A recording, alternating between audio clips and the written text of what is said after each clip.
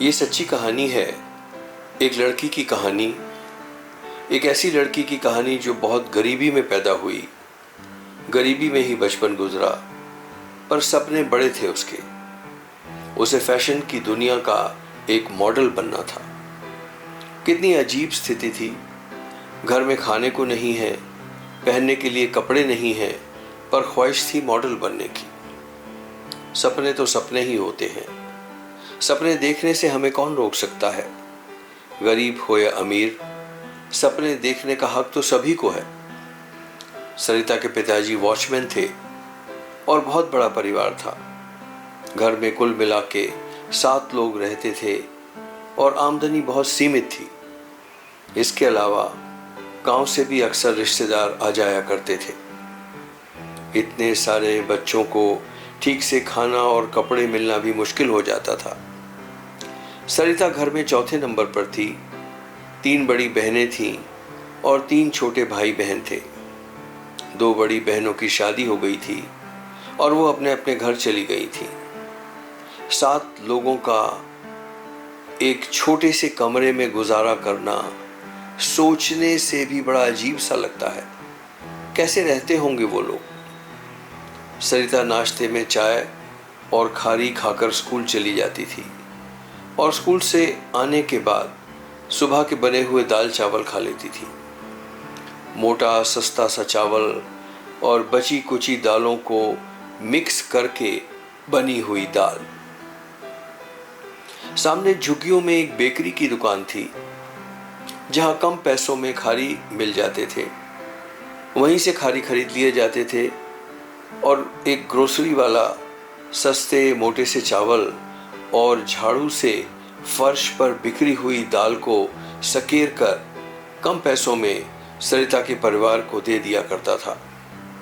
इतनी गरीबी कि उसे सोचने में भी तकलीफ होती है। सालों साल यही खाना होता था सरिता और उसके परिवार का। एक स्कूल में एडमिशन मिल गया था जहां लड़कियों की पढ़ाई 10वीं तक फ्री थी, इसलिए पढ़ाई पर कोई खर्चा नहीं हुआ। सरिता के स्कूल आने जाने के लिए एक साइकिल थी। सरिता को स्लो साइकिलिंग का बहुत शौक था।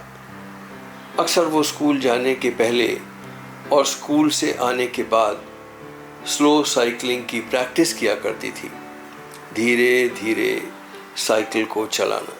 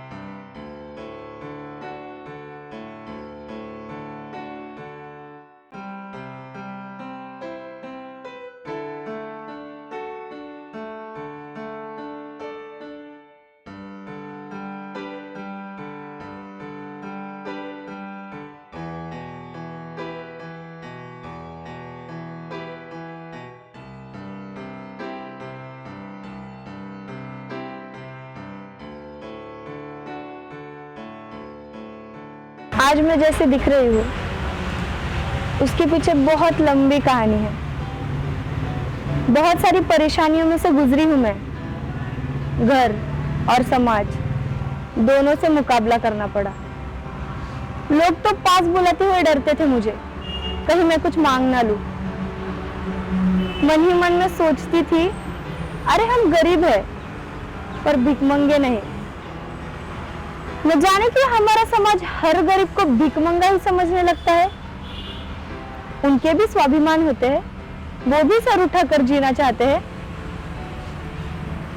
पर ये बात शायद पैसे वाले नहीं समझते। मेरी माँ और एक बड़ी बहन लोगों के घर में जाकर बर्तन सफाई झाड़ू पोछे के काम किया करती थी। 2 बहनों की शादी हो गई थी और वो अपने अपने घर चली गई थी। जिन घरों में मेरी माँ और बड़ी बहन काम किया करती थी, कभी कभी वो लोग रात का बचा हुआ खाना हमें देते थे, पर कुछ लोग तो इतना सड़ा हुआ खाना देते थे कि उसमें से बदबू आ रही होती थी। शायद वो लोग गरीबों की गिनती इंसानों में नहीं करते थे। ऐसे माहौल में भी मैं सपने बड़े बड़े ही देखती थी।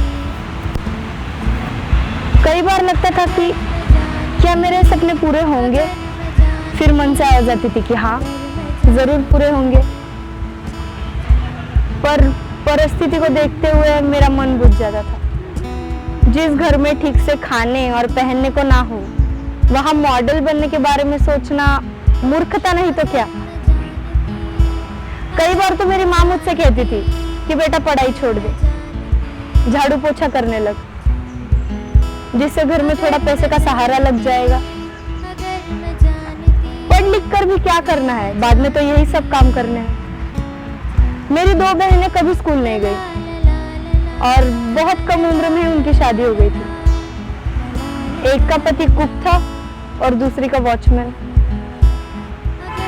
अशिक्षित और गरीब लोग अपने और अपने बच्चों के लिए रोज का खाना जुटाने में ही पूरी जिंदगी काट देते हैं। इसके अलावा और कुछ सोच ही नहीं पाते। मेरी माँ भी शायद मेरे लिए ऐसा ही सोचती थी, पर मेरा मन तो कुछ और ही चल रहा था।